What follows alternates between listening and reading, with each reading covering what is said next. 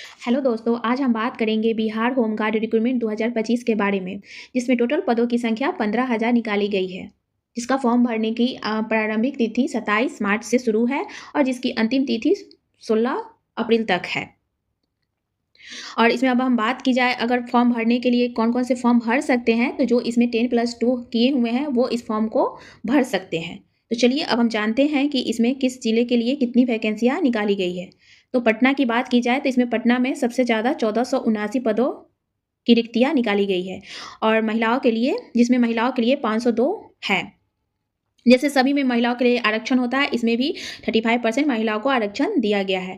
और नालंदा की बात की जाए तो 812, रोहतास के लिए 559 है, भोजपुर के लिए 511, बक्सर के लिए 312, कैमूर भभुआ के लिए 241, गया के लिए 909, जहानाबाद के लिए 317, औरंगाबाद के लिए 217, नवादा के लिए 361, छपरा के लिए 690, सिवान के लिए 231, गोपालगंज के लिए 395, मुजफ्फरपुर के लिए 296।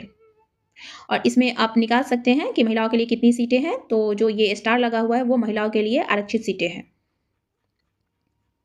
सीतामढ़ी की बात की जाए तो यहाँ पे टोटल पदों की संख्या 439 है, शिवहर के लिए 78 है और पश्चिम चंपारण के लिए 311 है। इसमें पुलिस जिला बगहा को छोड़ करके है।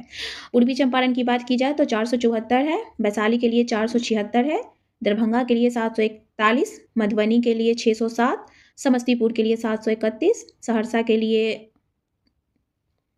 74 है, सुपौल के लिए 144 है, मधेपुरा के लिए 193 है और भागलपुर के लिए 666 है। जिसमें आपको पुलिस जिला नवगछिया को छोड़कर बांका के लिए 294 है, पूर्णिया के लिए 280 है, अररिया के लिए 122 है, किशनगंज के लिए 280 है, कटिहार के लिए 484 है, मुंगेर के लिए 171 है, लखीसराय के लिए 123 है। इसमें महिलाओं के लिए 35% आरक्षित है। शेखपुरा के लिए 192 है, खगड़िया के लिए 111 है, जमुई के लिए 257 है, बेगूसराय के लिए 422 है, जिसमें टोटल पदों की संख्या 15,000 है और इसमें महिलाओं के लिए 5,094 सीटें आरक्षित की गई हैं। और अब बात की जाए तो अरवल जिला में पुलिस जिला नवगछिया तथा बगहा में कोई भी रिक्ति नहीं है। अब हम बात करते हैं इसमें कौन-कौन से अभ्यर्थी फॉर्म को फिल कर सकते हैं। तो सबसे पहले तो आपको बिहार का स्थायी निवासी होना होगा और आपको पुरुष हो या महिला हो, उनकी न्यूनतम आयु 1/1/2025 तक 19 वर्ष और अधिकतम उम्र आपकी 40 वर्ष होनी चाहिए। और हम बात करते हैं शैक्षणिक योग्यता की, तो इसमें भी आपको 1/1/2025 तक आपको इंटरमीडिएट पास होना ज़रूरी है, चाहे आप किसी भी सब्जेक्ट से हो, चाहे वो आर्ट्स से हो या कॉमर्स से हो या आप साइंस से हो, आप इस फॉर्म को भर सकते हैं अगर आप इंटर पास हैं तो। अब शारीरिक योग्यता की हम बात करते हैं। इसमें आपको शारीरिक योग्यता के लिए आपकी ऊंचाई होनी चाहिए, जिसमें पुरुषों के लिए 5 फीट 4 इंच रखा गया है और महिलाओं के लिए आपको 153 सेंटीमीटर होनी चाहिए। सीना की बात की जाए जो पुरुष अभ्यर्थी हैं उनके लिए सीना 31 इंच होनी चाहिए और महिलाओं के लिए कोई सीमा की मापी नहीं की जाएगी। और इसमें एक नोट है कि आपको अगर पूर्णिया कोसी प्रमंडल के हैं तो आपका सीना 30 इंच होना चाहिए। इसी तरह से यहाँ ऊंचाई में भी है कि अगर आप पूर्णिया कोसी प्रमंडल के हैं तो आपकी हाइट 5 फीट 2 इंच ही ली जाएगी।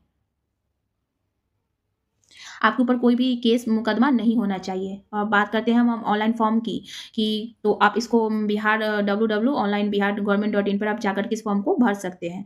अब हम बात करते हैं कि इस फॉर्म को भरने के लिए हमें फ़ी कितना देना पड़ेगा। तो आपको अगर आप जनरल हैं, आर्थिक रूप या ईडब्ल्यूएस है या अत्यंत पिछड़ा वर्ग है तो आपको 200 रुपये आवेदन राशि देने होंगे। अगर आप अनुसूचित जनजाति या किसी भी वर्ग की महिला हैं तो आपको 100 रुपये आपको फीस लगेंगे।